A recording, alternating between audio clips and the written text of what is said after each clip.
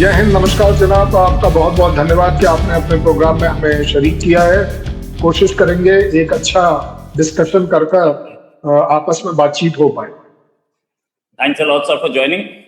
Sir ये राष्ट्रपति Myanmar के इंडिया आए हुए हैं, क्या उनसे हम उम्मीद कर रहे हैं? क्योंकि हम तो शुरुआत से सुन रहे थे कि ये म्यांमार का मिलिट्री जुंता जो है वो चाइना की तरफ बहुत ज्यादा अलाइंड है। मतलब उनकी उनकी बातें वो मानता है, उनकी उनकी जैसे बोलते हैं नाफरमानी कभी होती नहीं है। डेमोक्रेसी के नाम पे आंग सान सू की का क्या किया हुआ है सबको पता है, जेल में ही है, सूची बाहर आ नहीं पाती। ऐसे में क्या उम्मीद है हमें इस प्रेसिडेंशियल विजिट से, और क्या उम्मीद है हमें म्यांमार से? म्यांमार, क्योंकि आपने चाइना पहले डाल दिया इसलिए मैं उसको ही पहले कवर कर देता हूं। हर कंट्री की कुछ ना कुछ मजबूरी होती है जिसके वजह से उसके फॉरेन अफेयर्स, उसके रिलेशंस, उसके काम करने के ढंग डिसोरिएंट हो सकते हैं। मैं तो ये कहूँ, अगर हम मोटे तौर पर देखें, म्यांमार में हिस्टोरिकल एफिलिएशन उसकी इंडिया के साथ है, लेकिन समहाउ आजकल वो चाइना के साथ इसलिए नजर आ रहा है क्योंकि 50% से ज्यादा उसका जो ट्रेड है, उसकी जो डिफेंस सप्लाईज हैं, वो चाइना से भी आ रही है। जहां तक मिलिट्री जनता का सवाल है, मिलिट्री जनता को स्ट्रेट अवे चाइना सपोर्ट करता है, और जो सो कॉल्ड विद्रोही हैं वो हर बार इसी वजह से कुचले जाते हैं कि एक बड़ी पावर म्यांमार को सपोर्ट करती है। साथ ही साथ जिस तरीके से चाइना म्यांमार इकोनॉमिक कॉरिडोर की बात कर रहा है, तो कहीं ना कहीं म्यांमार को ये भी लगता है कि आज नहीं तो कल हम भी शायद चाइना बनेंगे। ये ख्वाब बुरा तो है नहीं देखने में, ये तो पाकिस्तान ने भी देखा हुआ है कि सीपैक बनेगा। अब वो किसके लिए कितना बेनिफिशियल होगा वो तो समय बताएगा, क्योंकि आज तक तो चाइना ने किसी दूसरी कंट्री का कोई भला तो किया नहीं है। रिकॉर्ड अगर देखें, मतलब मैं इसे क्रिटिसिज्म नहीं कह रहा हूं, अगर इवेल्युएशन देखें तो आई डोंट थिंक कि आज तक किसी भी कंट्री का भला हुआ है, इंक्लूडिंग जो साउथ चाइना सी की जो टेरिटोरियल या पेरिफेरियल कंट्रीज है, 13 की 13, उसके आगे उसने जो 11 डैश लाइन, 13 डैश लाइन, क्या आपका इलाका सिर्फ उस डैश लाइन तक है? इमेजिनरी, समुद्र के अंदर कौन सा डैश लाइन, लेकिन इमेजिनरी। आज अगर पानी का बहाव थोड़ा तेरे तरफ ज्यादा है तो वो तेरे तरफ हो गया, मेरी तरफ ज्यादा है तो वो मेरा हो गया। मतलब इस तरह का अगर एटीट्यूड है, बट लेकिन करें क्या? पैसा है उसके पास एक वो इकॉनमी है जो दूसरों की इकॉनमी को असर कर सकती है, और वहां पर हम देखते हैं कि म्यांमार की जो मिलिट्री जनता है वो काफी हद तक चाइना के कहने से चल रही है।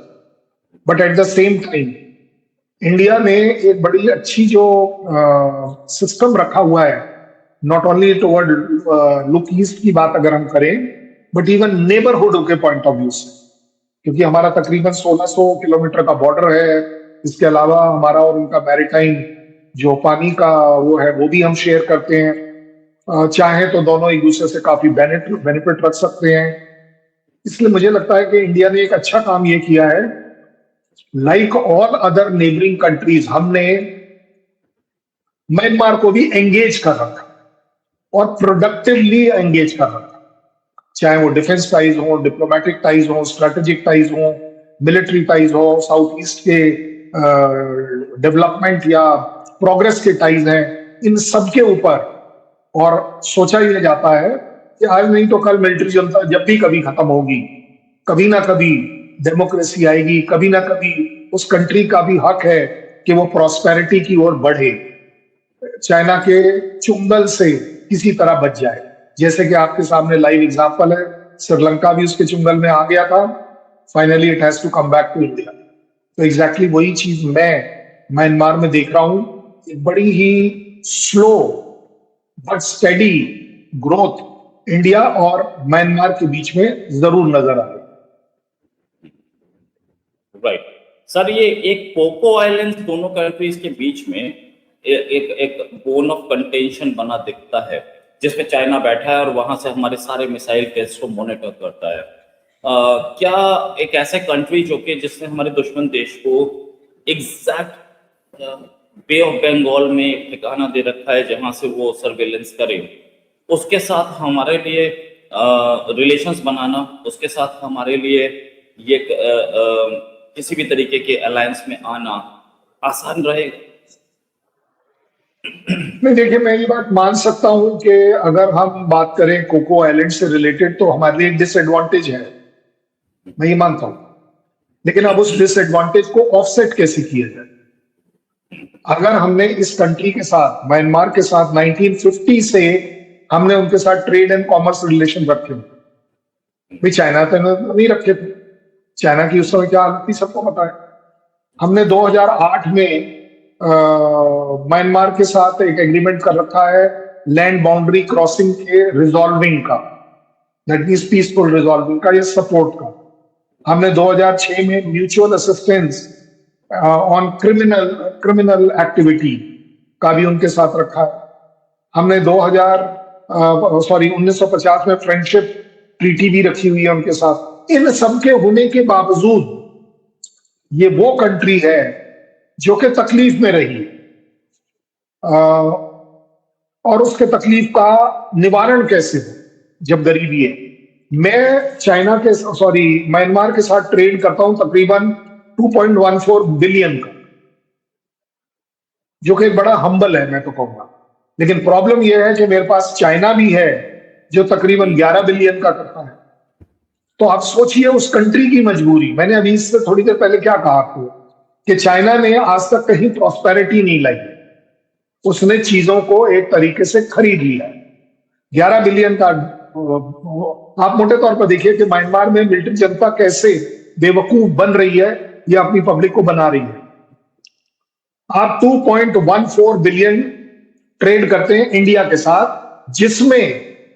जिसमें तकरीबन 1 बिलियन का फेवरेबल ट्रेड आपके लिए है। पूरी दुनिया में देखा यह जाता है कि फेवरेबल किसके लिए? Bilateral trade. जबकि अगर मोटे तौर पर देखें चाइना के साथ 11 बिलियन में से 9 बिलियन फेवरेबल है कौन? चाइना। मतलब जो ट्रेड सरप्लस है वो उसके फेवर में। तो जायज बात है कि ये तो इसकी कीमत तो अदा करनी पड़ेगी। आप अगर किसी से ट्रेड कर रहे हो, आपका China is the largest trader और 50% आपका जो आना जाना है ट्रेड का वो चाइना के साथ है। How will you pay back? You will pay back by giving a land. सीधी सीधी बात है। आपको क्या लग रहा है वो अक्साई चिन और काराकोरम जो पाकिस्तान ने चाइना को दिया था, क्यों दिया था? क्योंकि आपके पास आपकी औकात नहीं थी उसको रख पाने की। आपको मालूम था यहां म्यांमार की मजबूरियां हैं कि वो अपने आप को ग्रोथ इंफ्रास्ट्रक्चर में उस लेवल पर नहीं ला पा रहा जहां पर उसके अंदर एक अच्छी खासी इंडिपेंडेंस आ जाए।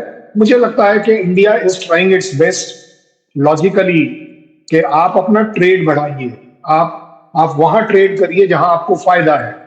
आप यहां ट्रेड कर रहे हैं ये सोच करके चलिए जी, वो क्या उन्होंने वो जो प्रोजेक्ट डाला है, क्या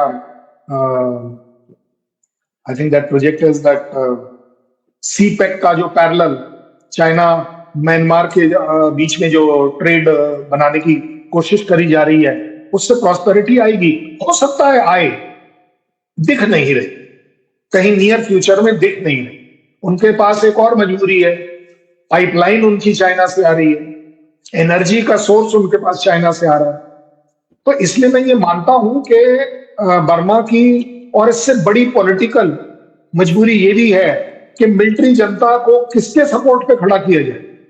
पब्लिक सपोर्ट तो है नहीं, हर दूसरे दिन आप और उसमें चाइना का भी इंटरेस्ट है, क्योंकि जो चाइना वाले बॉर्डर के जो 2-3 इलाके हैं उसके ऊपर ये जो मिलिटेंट्स है या सो कॉल्ड विद्रोही हैं, इन्होंने पूरा कब्जा कर रखा है टू द एक्सटेंट कि they are threatening the Chinese side.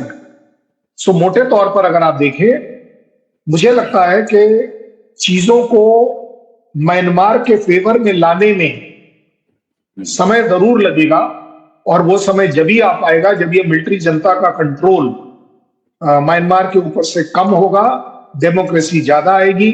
और कहीं ना कहीं अगर आप मोटे तौर पर देखें कि जिस दिन म्यांमार इंप्रूवमेंट या डेवलपमेंट की तरफ चल पड़ा, ये सारी चीजें ऑटोमेटिकली आ जाएंगी। और आई थिंक उसके पास एक बहुत बड़ा एडवांटेज है कि इस समय वो इंडिया का भी सपोर्ट पा रहा है। उसे मालूम है कि इंडिया का सपोर्ट लेने से वो कितना फायदे में या वो कितना इंडिया को कुछ दे रहा है। ट्रेड सरप्लस अगर उनके फेवर में है तो मुझे नहीं लगता कि वो इंडिया को कुछ भी दे रहा है। वो इंडिया से सब कुछ ले रहा, कमा रहा है, अपनी इकोनॉमी में इजाफा कर।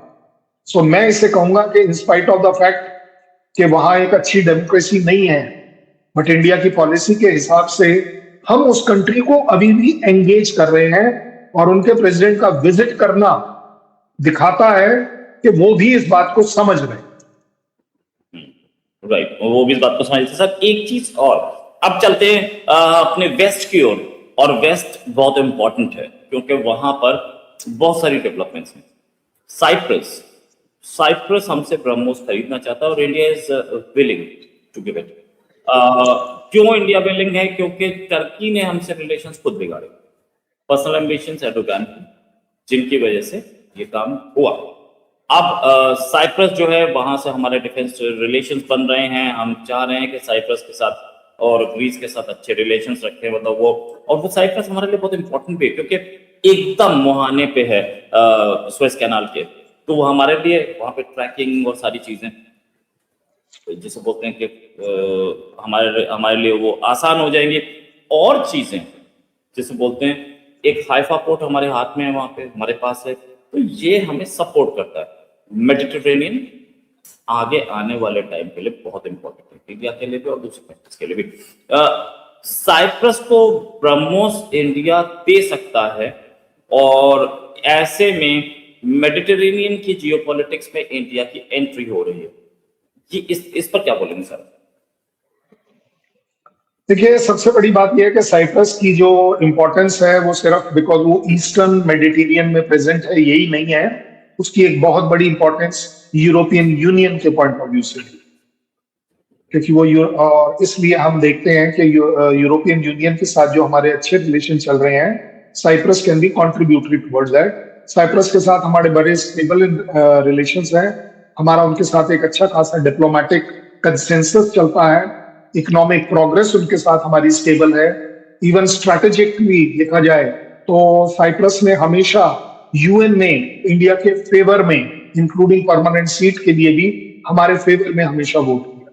सो इसलिए मैं जरूर मानता हूं कि उनके और हमारे रिलेशंस उस लेवल पर पहुंचे कि जहां इसको एक एग्रीमेंट के तौर पर, स्ट्रैटेजिक पार्टनरशिप के तौर पर उनके और हमारे बीच में है।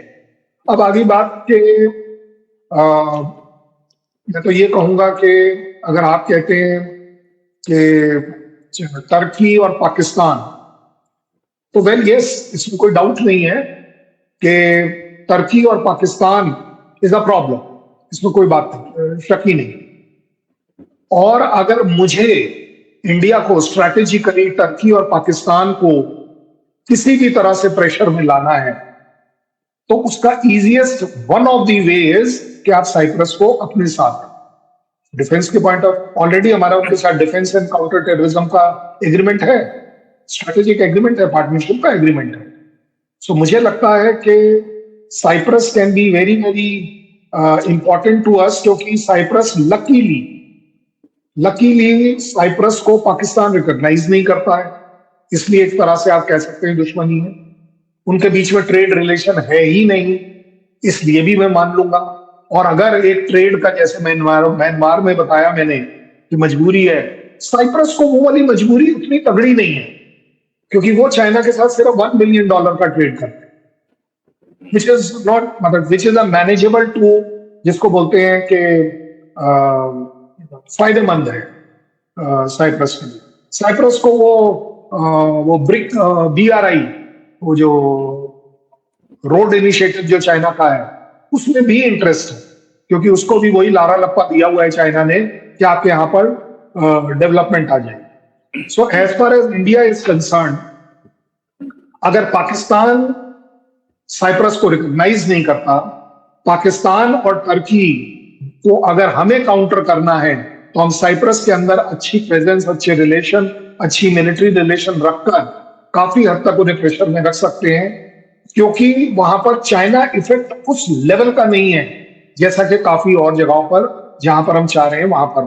इसलिए मैं ये जरूर मानता हूं कि अभी ये रिसेंटली जो विजिट है इसमें डेफिनेटली हमारे जो अपग्रेडेशन है रिलेशंस में वो आप जरूर पाएंगे कि डिफेंस रिलेटेड अपग्रेडेशन होगी, मैरीटाइम रिलेटेड डेफिनेटली चीजों में इजाफा आएगा, और सबसे बड़ी बात साइबर वॉरफेयर में हम कहीं ना कहीं कोलैबोरेट करेंगे और चीजों को एक दूसरे के एडवांटेज के लिए ले जाएंगे। लास्ट आपने जो बोला है BrahMos, let me tell you one thing, BrahMos किसी को देना या ना देना इस समय इंडिया का डिसीजन है, उस कंट्री का डिसीजन नहीं है। मैं इसमें कहीं घमंड नहीं कर रहा, मैं एक सीधी सादी बात कर रहा हूं। It is exactly something like F-35 US Pakistan को नहीं देना चाहता है, ना कभी ऑफर हुआ है, इंडिया को ऑफर हुआ है, ओपन फोरम में ट्रम्प साहब ने ऑफर किया है। सो जो देने वाली कंट्री है उसने डिसाइड करना है कि दूसरी कंट्री कितना प्ले अप करेगी, और उसका अगर आपको मैं जीता जागता एग्जांपल दूं कि Cyprus can be next Armenia.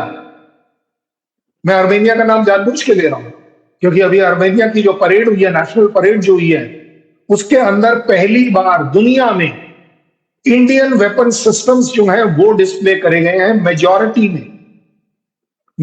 में। अब आप सोचिए अर्मेनिया अगर आकाश को परेड में इंक्लूड कर रहा है, पिनाका मल्टी बैरल रॉकेट को वहां पर डिस्प्ले में डाल रहा है, आर्टिलरी की जो हमारी एडवांस टो गन्स हैं उनको डाल रहा है, मल्टी टरेन आर्टिलरी गन्स को डाल रहा है, एंटी टैंक और रडार सिस्टम्स को डिस्प्ले पर ला रहा है, स्वाति जो है, ये सारी चीजें क्या बताती हैं? ये एक चीज बताती हैं कि वो कंट्री आर्मेनिया इंडिया में बहुत इंटरेस्टेड है और अपने डिफेंस में वो इंडिया को इंक्लूड कर रहा है। इसी तरह मेरे को लगता है कि साइप्रस अगर ये इंटरेस्ट दिखा रहा है तो मेरे लिए Cyprus can be the next Armenia. Yes, business is one part, minor part. आपने अगर 100 ब्रह्मोस दे भी दी, कितने का बिजनेस कर लेंगे? $1 बिलियन का कर लोगे, 2 बिलियन का कर लोगे, उससे ज्यादा क्या कर लोगे? लेकिन एक स्ट्रैटेजिक जो उसका इनकम निकल कर आती है वो ये आती है कि दुनिया में एक्सेप्टेबिलिटी, वेपन सिस्टम्स की रिलायबिलिटी बढ़ रही है और कंट्रीज आपके पास आ रहे हैं मांगने के। I think that is where India stands to win. Right, India stands to win, यही असलियत। सर एक चीज के, अगर साइप्रस से लेके म्यांमार तक हमारी इस समय बातचीत चल रही है, हालांकि चल तो और भी जगह रही है, लेकिन ये एक शिफ्ट दिखाता है कि इंडिया का ग्लोबल साउथ पॉलिसी कितनी बढ़िया चल रही है। बहुत सारे लोग बोलते हैं कि ग्लोबल साउथ फेल हो गया, लेकिन ग्लोबल साउथ फेल नहीं, हम बिजनेस भी कर रहे हैं, हम कमा भी रहे हैं और हम कंट्रीज को सपोर्ट भी कर रहे हैं। आज तक 10 साल पहले बात करें तो इंडिया एक एक्सपोर्टर नहीं था वेपन्स को। आज जैसे सर ने बताया कि आर्मेनिया में इंडिया का कितना मिलिट्री हार्डवेयर उनकी परेड में दिखाया गया, ये आगे आने वाले टाइम में बढ़ता जाएगा। Thanks a lot for joining. जल्दी एक डिस्कशन और करेंगे, अभी के लिए नमस्कार, धन्यवाद, जय हिंद। नमस्कार, जय हिंद, नमस्कार।